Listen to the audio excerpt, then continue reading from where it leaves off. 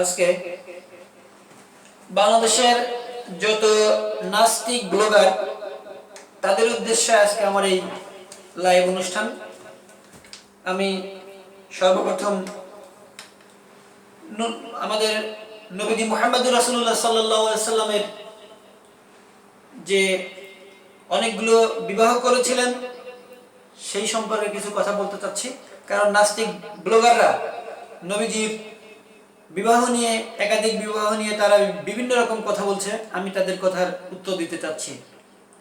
প্রথমে আমি নাস্তিক ভাইদেরকে আহ্বান করছি, ব্লগার ভাইদেরকে আহ্বান করছি যে আগে আপনারা ভালো করে আমার নবী জনাব মুহাম্মদ রাসূলুল্লাহ সাল্লাল্লাহু আলাইহি সাল্লামের জীবনীটা পড়ুন। তিনার বয়স যখন 25 বছর, তখন তিনি তিনার যে প্রথম স্ত্রী মা খাদিজাতুল কুবরা রাদিয়াল্লাহু তাআলা, মা খাদিজাতুল কুবরা রাদিয়াল্লাহু তাআলার বয়স ছিল তখন 40 বছর। অর্থাৎ 25 বছরের একজন যুবক 40 বছরের একজন নারীর সাথে বিবাহ বন্ধনে আবদ্ধ হলেন। আবদ্ধ হওয়ার পরে আল্লাহ নবী মুহাম্মদুর রাসূলুল্লাহ সাল্লাল্লাহু আলাইহি সাল্লাম তিনি মা খাদিজার জীবদ্দশায় তিনি কোনো বিবাহ করেন নাই। মা খাদিজার মৃত্যুর পরে তখন তিনি অন্যান্য বিবাহগুলো করেন। মা আয়েশা সিদ্দিকা রাদিয়াল্লাহু তাআলার বয়স যখন 6 বছর, তখন তিনি তাকে লালন পালন করে 9 বছরের সময় বিবাহ বন্ধনে আবদ্ধ হন। এবং তিনি 80 বছরের বৃদ্ধ মহিলাকেও বিয়ে করেন। নাস্তিক ভাইদেরকে আমি প্রশ্ন করতে চাই, তিনি কেন 80 বছরের বৃদ্ধকে বিয়ে করলেন? এবং তিনার একজন স্ত্রী ছিলেন অত্যন্ত খাটো, আরেকজন ছিলেন গায়ের রং অত্যন্ত কালো। তিনি কেন কালোকে বিয়ে করলেন এবং খাটোকে বিয়ে করলেন? তিনি তো ইচ্ছা করলে যুবতী মেয়েদেরকে বিয়ে করতে পারতেন। আসলে এ থেকে বোঝা যাচ্ছে আল্লাহ নবী কখনো যৌন বাসনা, লালসা, এই সমস্ত মনের বাসনা, মনের খায়েশ আরাম আয়েশ করার জন্য তিনি কোন নারীর সাথে বিবাহ বন্ধনে আবদ্ধ হন নাই। আল্লাহ নবী করিম সাল্লাল্লাহু আলাইহি সাল্লাম তিনি ছিলেন এতিম, চির এতিম। কারণ তার জন্মের 6 মাস আগেই বাবা আব্দুল্লাহ মারা যান, পিতা আব্দুল্লাহ মারা যান। 6 মাস পরে মা আমিনা মারা যান। এবং আমরা জানি যে নবী করিম সাল্লাল্লাহু আলাইহি সাল্লাম যখন দুনিয়াতে আসলেন, তখন ওই যুগটাকে বলা হতো আইয়ামে জাহিলিয়াত, বর্বর যুগ। ওই যুগে নারীর কোনো অধিকার ছিল না। নারীকে মানুষ শুধুমাত্র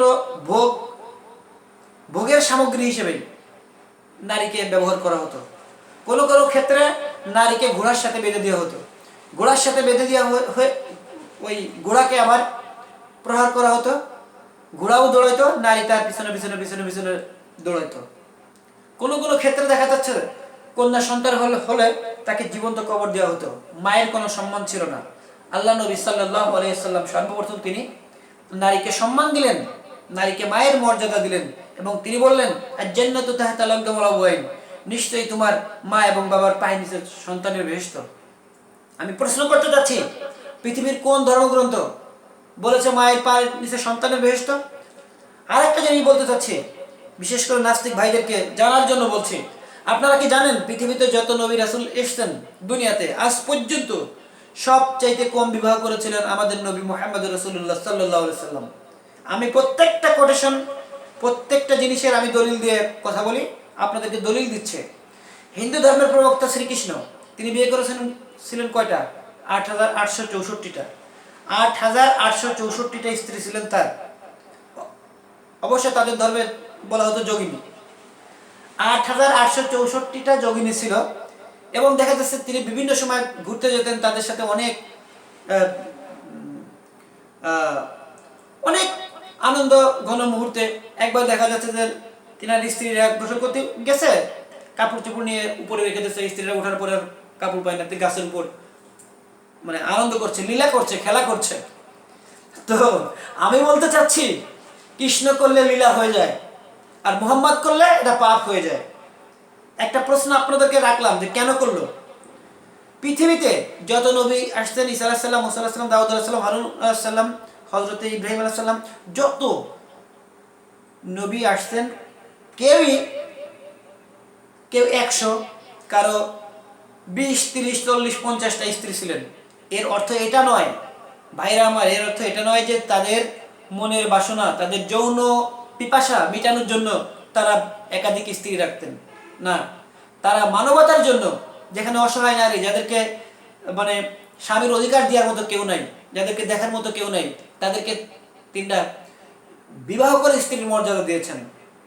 হযরত ইব্রাহিম আলাইহিস সালামের যে স্ত্রী বিবি হাজেরা, আপনারা কি জানেন বিবি হাজেরা কি ছিল? তার বাসার কাজের মহিলা, সারা বিবির কাজের মহিলা, তাকে স্ত্রীর মর্যাদা দিলেন। তারই পেটে জন্ম নিল হযরত ইসমাইল আলাইহিস সালাম, আল্লাহর আরেক নবী। ঠিক আছে, এরকম অনেক অনেক ভাই। আপনি তো একজন ব্লগার, একজন নাস্তিক, আপনার কাছে তো নারী মনে হচ্ছে একটা ভোগের সামগ্রী। আপনারা বিয়ে করেন না, আপনারা বলেন বিয়ে শাদী করার দরকার নাই, আপনারা অনেক শেষ বয়সে মনে করেন মানে কোথায় আপনাদের মৃত্যু হয় সেটাও আপনারা জানেন না। অত্যন্ত অত্যন্ত খারাপভাবে আপনাদের জীবনের শেষ মুহূর্তটা কাটে। আপনারা না পান পরিবার থেকে শান্তি, না পান ভাই মা বাপ থেকে শান্তি, আপনারা কোথাও কোনো সম্মান পান না।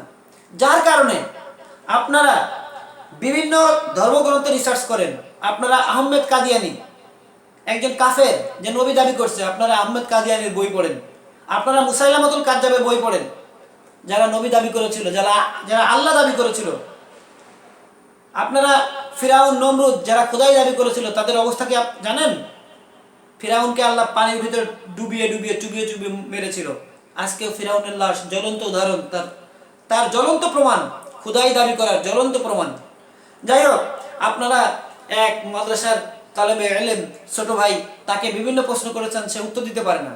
কারণ ওই ছেলে আপনাদের প্রশ্নের উত্তর দেওয়ার ক্ষমতা ওর নাই, ও এখন ওই পর্যন্ত লেখাপড়া করে নাই ভাই।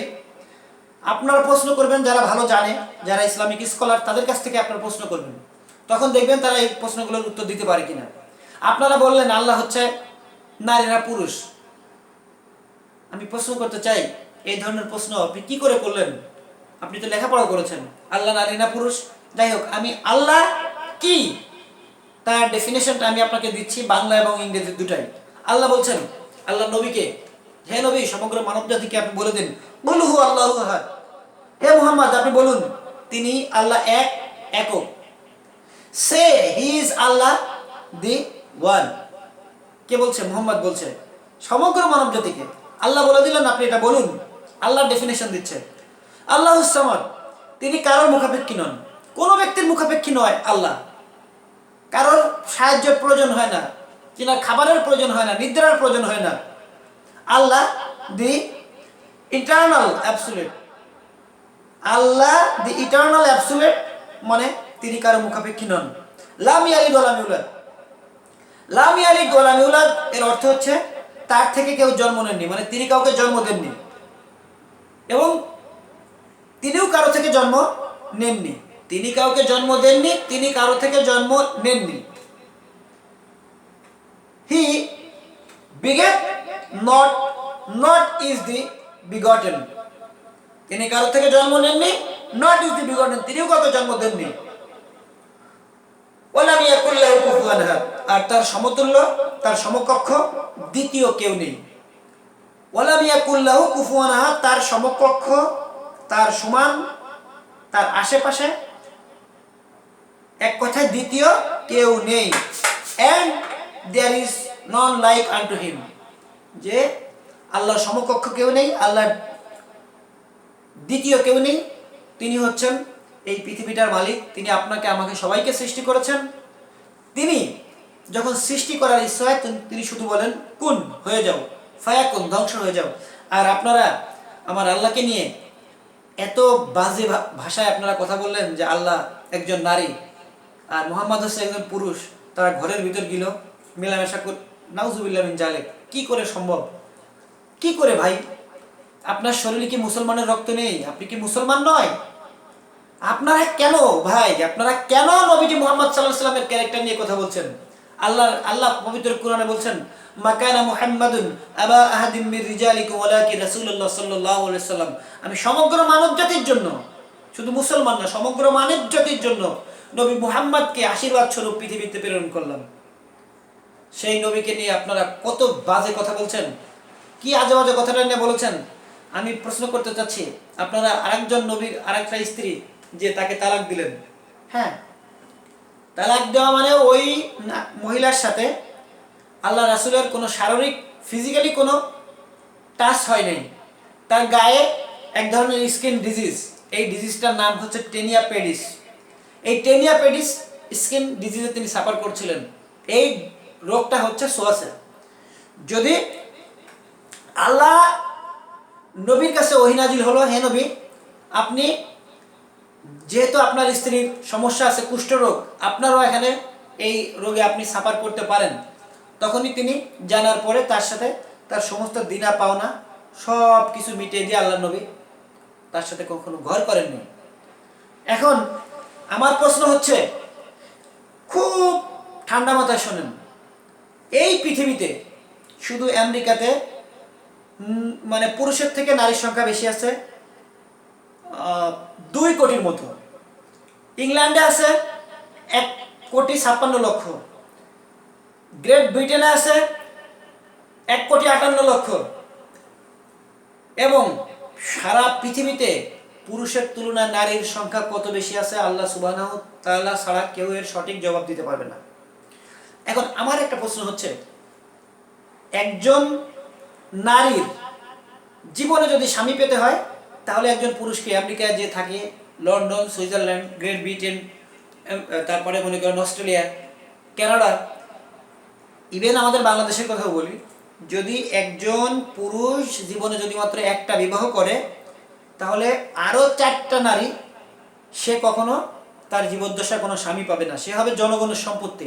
এখন আপনার আবার বোন যারা আমেরিকাতে বসবাস করে, সুইজারল্যান্ডে বসবাস করে, বিভিন্ন উন্নত কান্ট্রিতে বসবাস করে, আপনার আমার বোন যদি জীবনে কোনো স্বামী না পায়, জনগণের সম্পত্তি হয়, প্রোস কোয়ার্টার হয়, সেটাই ভালো, নাকি আপনার আমার মতো যাদেরকে আল্লাহ সুস্বাস্থ্য দান করেছেন, যাদেরকে আল্লাহ সম্পদ দিয়েছেন, তারা যদি আপনার আমার বোনকে স্ত্রীর মর্যাদা দেয়, সেটা ভালো? প্রশ্নটা আপনাদের কাছে আমি রাখলাম, আপনাদের কাছে প্রশ্ন করলাম, কোনটা ভালো?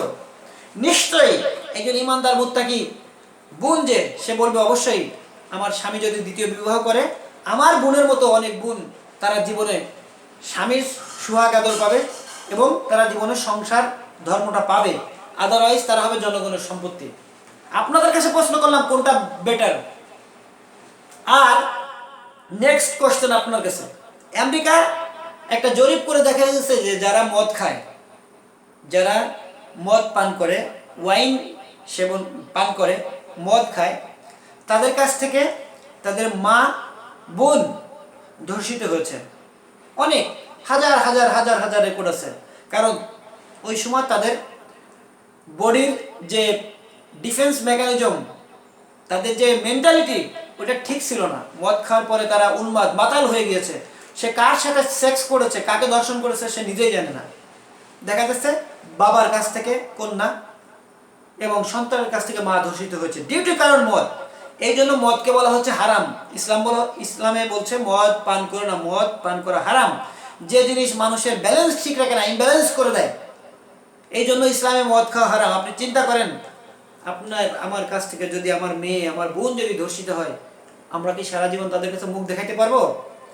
আর একটা প্রশ্ন আপনাদেরকে করলাম, কুরআন যখন নাজিল হয়, আমার নবী মুহাম্মদুর রাসূলুল্লাহ সাল্লাল্লাহু আলাইহি ওয়াসাল্লাম ছিলেন সম্পূর্ণ লেখাপড়া করেননি। তিনি জীবনে কোনো স্কুলে যান নাই, কোনো মাদ্রাসায় যান নাই, তার কোনো শিক্ষক নেই। আল্লাহ যখন কুরআন নাজিল করলেন বললেন, হে নবী পড়ুন, ইকরা বিসমি রাব্বিকাল্লাযী খলাক, পড়ুন আপনার প্রভুর নামে যিনি আপনাকে সৃষ্টি করেছেন। নবী বললেন যে আমি তো পড়তে পারি না। ইকরা রাব্বুকাল আকরাম আল্লাযী আল্লামা বিল কলম। এই নবীকে যখন পড়তে বলা হলো, সে বলল আমি তো পড়া জানি না, পড়ালেখা জানি না। জিবরাইল আমিন আল্লাহর আদেশে নবীকে বুকের ভিতর চাপতে ধরলেন। নবী অটোমেটিক্যালি পড়তে শুরু করলেন। তারপরের থেকে নবী হচ্ছেন সর্বকালের সর্বযুগের সর্বশ্রেষ্ঠ শিক্ষক। বিকজ নবীর শিক্ষক হচ্ছেন স্বয়ং রব্বুল আলামিন নিজে। আর যার শিক্ষক আল্লাহ রব্বুল আলামিন নিজেই হয়ে যায়, তার কোনো শিক্ষকের প্রয়োজন হয় না। সুতরাং আপনারা যে বলছেন আল্লাহর নবীকে যে আল্লাহর নবী মানবতার শত্রু, আমি আপনাদেরকে প্রশ্ন করতে চাই, আল্লাহর নবী কাকে, কোথায়, কাকে মেরেছে? আল্লাহর নবীর হাতে কোন কাফেরের শরীর রক্তরঞ্জিত হয়েছে? কাকে তিনি খুন করেছেন, মার্ডার করেছেন? একটা নাম বলুন, একজনের নাম বলুন। আপনারা বলছেন সে মানবতার শত্রু। মানবতার শত্রু যদি হয়, তাহলে যে বুড়ি রাস্তায় কাটা দিত, তার গায়ে জ্বর হলো, তাকে দেখার মতো কেউ নাই। মুহাম্মদ দেখলেন আজকে রাস্তায় কাটা নেই, খোঁজ নিয়ে দেখলেন বুড়ির জ্বর, কেউ দেখে না। আমরা তো সেখানে গিয়েছি ভাই, তার চাক্ষুষ প্রমাণ, সেই তায়েফে গিয়েছি, সেই মসজিদে নামাজ পড়েছি। আল্লাহ নবীকে তিনি সেবা শুশ্রূষা করলেন, নবী কালেমা পড়ে মুসলমান হয়ে গেলেন। আর এক মহিলা নবীর ভয়ে, মুহাম্মাদের ভয়ে দুনিয়া ছেড়ে চলে যাচ্ছে, আত্মীয় স্বজনদেরকে নিয়ে চলে যাচ্ছে, অন্য কোথাও পালিয়ে চলে যাচ্ছে। মুহাম্মদ দেখলো বুড়ি এত বড় বোঝা নিতে পারছেন না, বলছে বুড়িমা আপনি কোথায় যাবেন? বুড়িমা বললো যে বাবা আমি ওই গ্রামে যাব। মুহাম্মদ নিজেই তার সমস্ত এই ব্যাগ বোক্সা নিজের মাথায় নিয়ে নিলেন। যখন বুড়ির বাড়িতে পৌঁছালেন, তার সন্তান আত্মীয় স্বজন মুহাম্মদকে দেখে চিনে ফেললো, তারা ভয়ে কাঁপছে। মুহাম্মদ আর বুড়ি বলছে কাঁপছো কেন? এই তো সেই মুহাম্মদ যার ভয়ে আমরা পালিয়ে চলে যাচ্ছি। বুড়ি বললেন তোমার কাছে মানবতা কখনো বিনষ্ট হতে পারে না, তুমি তো মানবতার অগ্রপ্রতীক, তুমি তো মানবতার মহান মুক্তি সনদ। মুহাম্মদ আমার ভুল হয়ে গেছে, তুমি আমাকে মাফ করে দাও। নবী পড়ে নিলেন লা ইলাহা ইল্লাল্লাহ মুহাম্মাদুর রাসূলুল্লাহ। হযরত ওমর আল্লাহ নবীকে খুন করতে এসে কালেমা পড়ে মুসলমান হয়ে গেল। সম্মানিত নাস্তিক ভাইরা, আপনারা যে ভাষায় কথা বলছেন, আপনাদের কথা শুনে আজ কয়দিন ঘুমোতে পারিনি। আমরা আমাদের নবীকে আমাদের বাবা মা থেকে, সন্তানের থেকে কোটি কোটি গুণ বেশি ভালোবাসি, নবীর জন্য জীবন দিতে পারি। আপনি বলছেন ইসলামের জিহাদ নিয়ে অপব্যাখ্যা দিয়েছেন, এই জিহাদ শুধু ইসলামে না, সমস্ত ধর্মে জিহাদের কথা বলা হয়েছে। আপনাকে আমি রেফারেন্স দিচ্ছি, আপনি দেখেন কথাগুলো ঠিক আছে কিনা। শ্রীকৃষ্ণ মহাবীর অর্জুনকে বলছেন, হে অর্জুন, অর্জুন যখন সেই কুরুক্ষেত্রের যুদ্ধে যুদ্ধ করতে গেল, দেখলো যে তার আপনজনদের সাথে যুদ্ধ করা লাগে, তার রক্তের লোকজন, সে তার অস্ত্র মাটিতে রেখে দিল। সে বললো আমি যুদ্ধ করব না। তখন শ্রীকৃষ্ণ বললো তুমি তোমার অস্ত্র রেখে দিলে কেন? তুমি একজন ক্ষত্রিয়। সে বললো আমি কার সাথে যুদ্ধ করবো? এদের সবাই আমার আপনজন, এদের রক্তে আমার হাত রঞ্জিত হবে। তখন বললেন শ্রীকৃষ্ণ কি বললেন অর্জুনকে? স্তব্ধং কুষ্ণলমিদং সমবিষমে উপস্থিতম অনার্জুষ্টম সজ্ঞমকৃতি কর্মর্জন। হে অর্জুন, তুমি যে তোমার অস্ত্র মাটিতে রেখে দিলে, এটা তোমার চিন্তা ভাবনা কেন আসলো? তুমি তো স্বর্গে যেতে পারবে না। স্বর্গে যদি যেতে হয় তাহলে তুমি অস্ত্র ধরো, তুমি জিহাদ করো অন্যায়ের বিরুদ্ধে, যদিও সে তোমার বাপ ভাই বোন যেই হোক না কেন, তারা যদি পাপিষ্ঠ হয়, তারা যদি মানুষের জানমালের ক্ষতি করে, তাদেরকে তুমি হত্যা করো। এটা তো আমাদের ধর্মে না ভাই জিহাদের কথা। আর আমাদের মুসলমানদের ভিতর জিহাদ, হ্যাঁ আল্লাহ রাস্তায় জিহাদ করতে হবে। যুগে যুগে অনেক অনেক পাপিষ্ঠ রাজা ছিল, যারা মানুষের রক্ত নিয়ে হোলি খেলতো, মানবতা ধুলুষ্ঠিত হয়েছিল। তাদের বিরুদ্ধে তো অবশ্যই যুদ্ধ করতে হবে, তাদেরকে অবশ্যই কতল করতে হবে সমাজে ভালো কিছু করতে গেলে। আর যুদ্ধ জিহাদ মানে শুধু যুদ্ধ করা, মানুষকে মারা, সেটা নয়। আপনার নিজের নফসের সাথে আপনি জিহাদ করছেন, আপনি খারাপ কাজ থেকে নিজেকে বিরত রাখছেন, এটাও একটা জিহাদ। আপনি পাপাচার থেকে নিজেকে বিরত রাখছেন, জিনা থেকে বিরত রাখছেন, দুনিয়ার ঘুষ সুদ ঘুষ এগুলো থেকে নিজেকে বিরত রাখা, এটাও তো একটা জিহাদ। আপনারা তো জিহাদের কোনো ডেফিনেশন জানেন না ভাই। মেডিকেল সায়েন্সে একটা কথা আছে, সেটা প্লাসিবো। প্লাসিবো কি? যারা ডাক্তার, আপনাদের ভিতরে একজন ডাক্তার আছেন, আমি ওনাকে অনার করি, একজন ডাক্তার, অনেক জ্ঞানী ভালো লোক ডাক্তার হয়, ভালো ছেলেরাই ডাক্তার হয়। তো প্লাসিবো ট্রিটমেন্ট তাকে বলে যে 10 জন রোগী থাকবে, 10 জনকে দিয়ে 5 জনকে দেওয়া হবে ড্রাগস ওষুধ, আর 5 জনকে দেওয়া হবে কিছুই না, মানে ট্যাবলেটের মতো, ওষুধের মতো দেখতে, প্লাসিবো, কিছুই নেই। 2 ঘন্টা পরে ডাক্তার এসে জিজ্ঞেস করবে আপনাকে এখন কেমন লাগছে। যারা মেডিসিন নিয়েছে তারা বলছে ভালো লাগছে, আর যারা কিছুই নেয় নাই তারাও বলবে ভালো লাগছে। কারণ কি জানেন? কারণটা হচ্ছে মানুষকে মানুষের যে শরীরটা আল্লাহ আমাদেরকে দান করেছেন, এই শরীরের একটা ডিফেন্স মেকানিজম আছে, একটা বডির রোগ প্রতিরোধ একটা ক্ষমতা আছে। এই রোগ প্রতিরোধ ক্ষমতা বাহিরের থেকে এই রোগ প্রতিরোধ আসতে বাধা দেয়, শরীরের একটা নিজস্ব গতিতে শরীর ওটাকে আউট করে দেয়। তো মন যদি ঠিক থাকে, প্লাসিবো মানে কিছুই না। তা আপনারা যেভাবে কোরআনের আয়াত নিয়ে কথা বললেন, আপনারা প্লাসিবো, কিছুই না। আপনারা আন্দাজের উপর কথা বলছেন, নবীজির জীবন না পড়ে।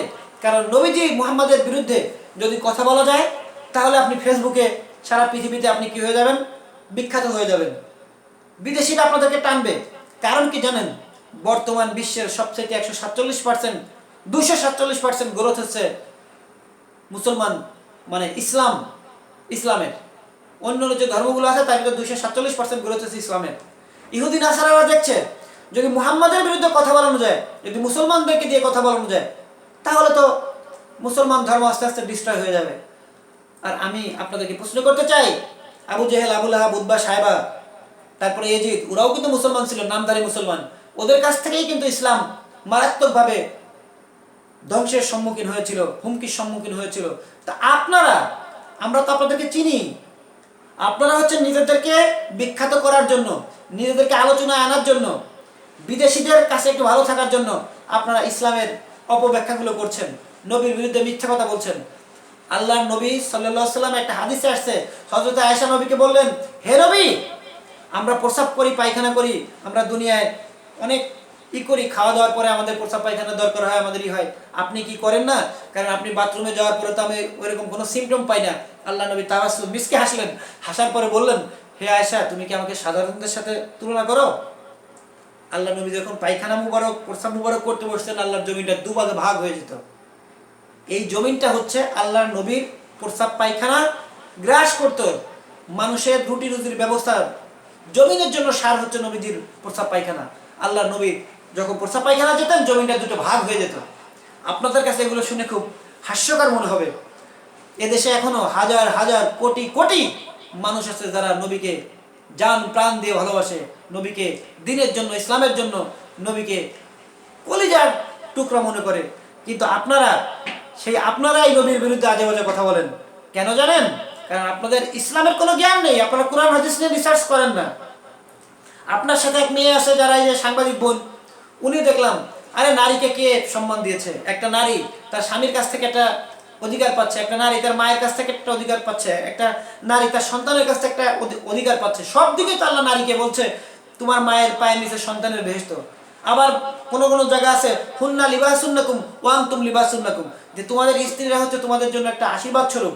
তারা যদি অসুস্থ হয় তাদের সেবা শুশ্রূষা করো, তোমার পোশাক সমতুল্য। ময়লা পোশাক পরিধান করে যখন যেরকম চলাফেরা করা যায় না, ঠিক তেমনি নারীকে কষ্ট দিতে বলা হয়েছে, নারীর মুখে আঘাত করতে নিষেধ করা হয়েছে, এবং বলা হচ্ছে নারীর পায়ের নিচেই, তোমার মায়ের পায়ের নিচে তোমার বেহেশত। আল্লাহ রাসূলের কাছে এক সাহাবা আসলেন, ইয়া রাসূলুল্লাহ, আমি কার সাথে ভালো ব্যবহার করব? নবী বললেন, তোমার মার সাথে, তারপরে তোমার মা, তারপরে তোমার মা, তারপরে তোমার বাবা এবং নিকটে তোমার আত্মীয়স্বজন। আসলে সময় তো সংক্ষিপ্ত ভাই, যে ভাষায় আপনি নবীকে গালি দিলেন, আমি চ্যালেঞ্জ করে বলতে চাই, this is my open challenge, আপনি বাংলাদেশের কোনো জায়গা নেই, আপনি পৃথিবীর কোনো একটা জায়গা থেকে, কোনো ইন্দুরির গর্ত থেকে, কোনো গুহার মধ্য থেকে আপনি এই ভিডিওগুলো করছেন, করার পরে ছেড়ে দিচ্ছেন। আসুন, আমি আপনাকে মোস্ট ওয়েলকাম জানাবো। আসুন আমরা বিতর্ক করি, নবীর জীবন নিয়ে বিতর্ক করি। আপনি কি প্রশ্ন করবেন? আপনার কাছ থেকে আমি কিছু শিখবো, আপনিও আমার কাছে কিছু শিখবেন। আসুন আমরা বিতর্ক করি, আমি আমার নাম্বার দিয়ে দেবো, যে কোনো প্রশ্ন থাকবে আপনি প্রশ্ন করবেন, আশা করি উত্তর দিতে পারবো ইনশাল্লাহ। কিন্তু ছোট ছোট বাচ্চাদেরকে, যারা ইসলামের কিছু জানে না, তাদেরকে ধরে এনে আপনি ইসলাম সম্পর্কে জিজ্ঞেস করবেন, আর সে উত্তর দিতে পারবে না, আপনি বাহাবা নিবেন। আপনি বলছেন যে সেই দাস প্রথার কথা, দাস প্রথা কোথা থেকে আসলো? সেটা আয়ামে জাহিলিয়াতে, যখন মানুষ যুদ্ধে হেরে যেত, তাদেরকে দাস হিসেবে ব্যবহার করা হতো। এই দাসীর সাথে তখন তারা অবৈধ মিলামেশা করতো। কিন্তু আল্লাহ নবী কি কোনো দাসীর সাথে অবৈধ মিলামেশা করেছেন? আল্লাহ নবী তার স্ত্রীদের ছাড়া কোনো নারীর দিকে তাকিয়েছেন? আপনি বলতে পারবেন? প্রমাণ দিতে পারবেন? পারবেন না। কারণ আল্লাহ নবী তাকে সর্বোত্তম চরিত্রের অধিকারী আল্লাহ পবিত্র কালামুল্লাহ শরীফে ঘোষণা করেছেন, যে নবীকে সৃষ্টি না করলে পৃথিবীর একটা পিপিলিকা পর্যন্ত সৃষ্টি করা হতো না, জান্নাত জাহান্নাম কিছুই সৃষ্টি করা হতো না। আপনারা তো এগুলো মনে করেন মানে হাস্যকর হিসেবে নেবেন। আল্লাহ আরো নবীকে চ্যালেঞ্জ করে বললেন, নবী সমগ্র মানব জাতিকে আপনি বলে দেন, ওয়াইন কুনতুম ফি রাইবিম মা নাযালনা আলা আবদিনা ফাতু বিসূরাতিন ওয়াদউ শুহাদাআকুম মিন দুনিল্লাহ ইন কুনতুম সাদিকিন। আল্লাহ নবী মুহাম্মদ সাল্লাল্লাহু আলাইহি ওয়াসাল্লামকে চ্যালেঞ্জ করে বললেন, হে মুহাম্মদ, সমগ্র মানব জাতিকে বলে দিন, তোমরা যদি এই কোরআনের মতো একটি কোরআন তৈরি করতে পারো, নাজিল করতে পারো, বানাইতে পারো, চ্যালেঞ্জ করলাম, বানাও। যদি তা না পারো, একটা আয়াত তৈরি করো, একটা সূরা তৈরি করে আনো, একটা সূরা, একটা আয়াত। আর তা যদি না পারো, তাহলে জানি তোমরা পারবে না, কারণ এটা আল্লাহ ছাড়া এটা কারো পক্ষে সম্ভব নয়। কারণ আমাদের নবী কোনো স্কুল, কলেজ, ইউনিভার্সিটিতে কোথাও যাননি, তিনি লেখাপড়া জানতেন না।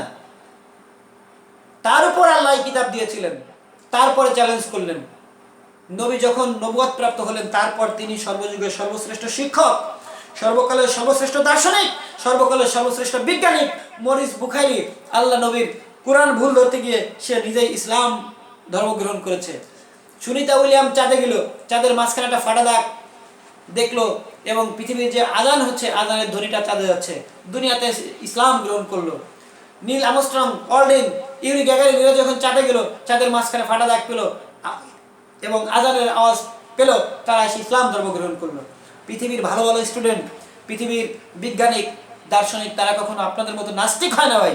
তারা লেখাপড়া করে, তারা কোরআন হাদিসকে রিসার্চ করে করে করে করে আজকের থেকে 1450 বছরের আগ থেকে সমস্ত বিজ্ঞানীরা, সমস্ত দার্শনিকরা কোরআনের ভুল ধরার জন্য চেষ্টা করছে, পারে নাই, কেউ পারে নাই, কিয়ামতের আগ পর্যন্ত পারবে না।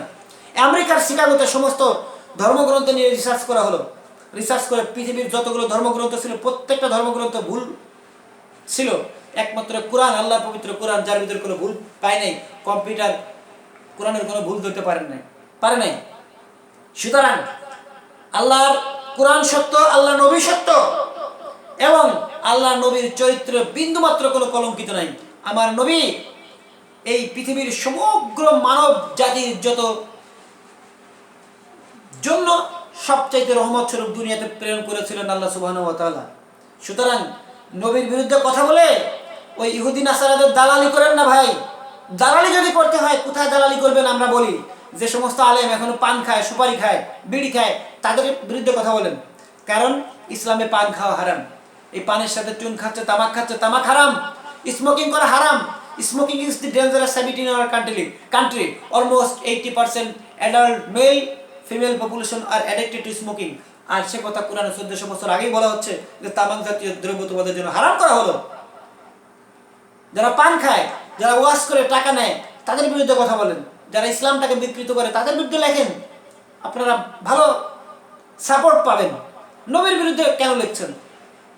শ্রীকৃষ্ণ 8864 যোগিনী ছিল, তার বিরুদ্ধে লেখেন। কারণ কি? তাদের চরিত্র ভালো ছিল, কারণ তারা আল্লাহ প্রদত্ত মহামানব। এই জন্য তারা বিবাহ করছে কোনো পরিস্থিতি শিকার হয়ে আল্লাহর আদেশে। কোনো মহামানব কখনো খারাপ হয় না। একজন ভালো হিন্দু হতে গেলে হিন্দুর রীতিগুলো ভালো করে মানতে হবে। একজন মুসলমান হতে গেলে কোরআন হাদিস ভালো মতো মানতে হবে। একজন ইহুদি হতে গেলে তাকে তার ধর্মটা ভালো করে জানতে হবে। আপনি জানেন যে পৃথিবীর সমগ্র ধর্মগ্রন্থগুলো নবীর কথা বলা হয়েছে।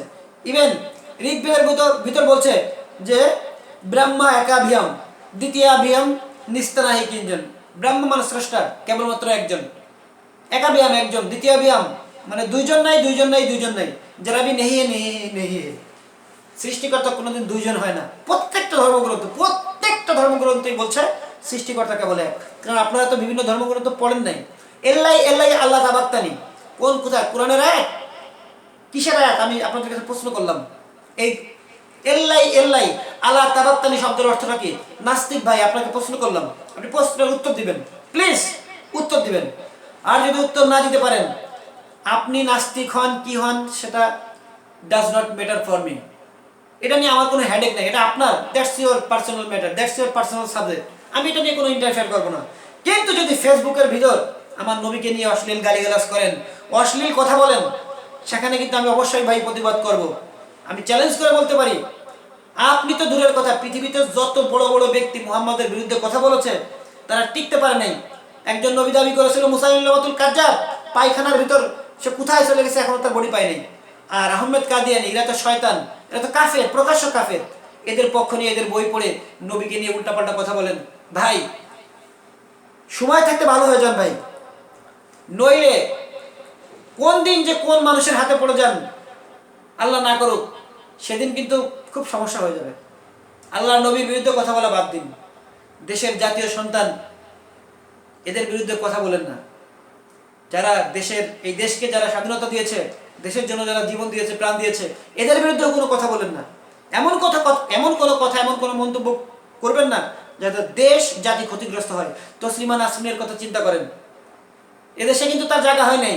আপনারাও কিন্তু থাকতে পারবেন না ভাই। প্লিজ মুহাম্মাদের বিরুদ্ধে লেখেন না, মুহাম্মাদের বিরুদ্ধে কিছু বলেন না।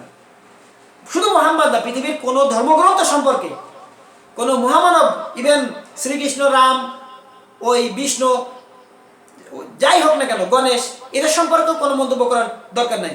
কারণ আল্লাহ 2,24,000 পীর পয়গম্বর দুনিয়াতে পাঠাছিলেন।